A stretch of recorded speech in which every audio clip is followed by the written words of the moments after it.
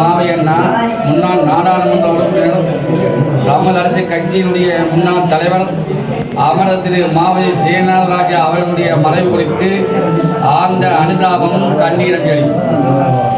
மாவை என்னும் மாபெரும் சரித்திரம் கடந்த 60 ஆண்டுகளுக்கு மேலாக தமிழர் சரித்திரத்திலே மாபெரும் ஆளுமையாக திகழ்ந்தவர்.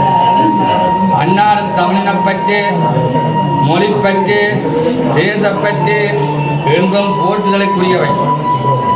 தன் வாழ்நாள் முழுமைக்கும் தமிழ் மக்களுடைய உயர்வுக்காக உழைத்த ஒரு மாபெரும் மனிதரை இன்று ஈழத் தமிழினம் இழந்திருக்கின்றது. அன்னாரின் மறைவு தமிழ் மக்களுக்கு ஈடு செய்யாத பேரிழப்பாகும்.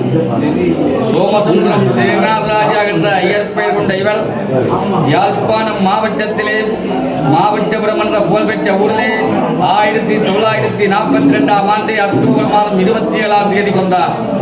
தனது ஆரம்ப கல்வியை தனது ஊருக்கு அருகிலே உள்ள வீவன்காவம் மகா வித்தியாலயத்திலும், தனது உயர்கல்வியை யாழ் மாவட்டத்தில் உள்ள புகழ்பெற்ற கல்லூரியில் ஒன்றான நடேசுரா கல்லூரியிலும் கற்றார். பின்னர் இலங்கை பல்கலைக்கழக வழிபாரி மாணவராக இணைந்து இளங்கலை பட்டம் பெற்றார்.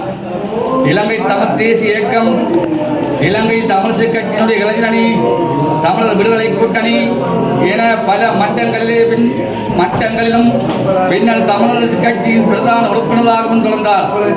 2014ஆம் ஆண்டு முதல் இலங்கை தமிழிசை கட்சியின் தலைமை பொறுப்பிலிருந்து பாரிய சவால்களை எதிர்கொண்டு வெற்றிப்பாறை கண்டார். எமது உலகத்தமிழ் பண்பாட்டு இயக்கத்தினுடைய உலகளாவிய மாநாடுகளிலே பிரதம பேச்சாளராக இலங்கை, இந்தியா, ஜெர்மனி, தென்னாப்பிரிக்கா, மலேசியா, கனடா என்ற பல நாடுகளிலே பலமுறை கலந்து கொண்டு சிறப்பித்தார். அது மட்டுமன்றி 1977ஆம் ஆண்டு தொடக்கம் 50 ஆண்டுகளாக உலகின் 50க்கும் மேற்பட்ட நாடுகளில் பலமாக இயங்கும் ஒரு இயக்கத்தினுடைய முக்கியமான தூண்களில் ஒருவர் இவர் என்றால் அது மிகையில்லை. உலக தமிழகத்திற்காக இவரது சேவையை பாராட்டி 2017ஆம் ஆண்டு இலங்கையில் நடைபெற்ற 13வது உலகத்தமிழ் மாநாட்டை தொடர்ந்து இவருடைய 75வது ஆண்டு பவள விழாவை எமது உலகத்தமிழ் பண்பாட்டு இயக்கம் கொண்டாடியது குறிப்பிடத்தக்கது. எனவே அன்னாரின் மறைவு எம்மை நிலையொழிய வைத்துள்ளது. ஆத்மா நிறைவொழி அடைய பிரார்த்திக்கின்றோம். இப்படிக்கு தலைவர் முனைவர் நடா ராஜ்குமார் அகிலத்தில் உலகத்தமிழ் தலைமைச் செயலர் கேரளா.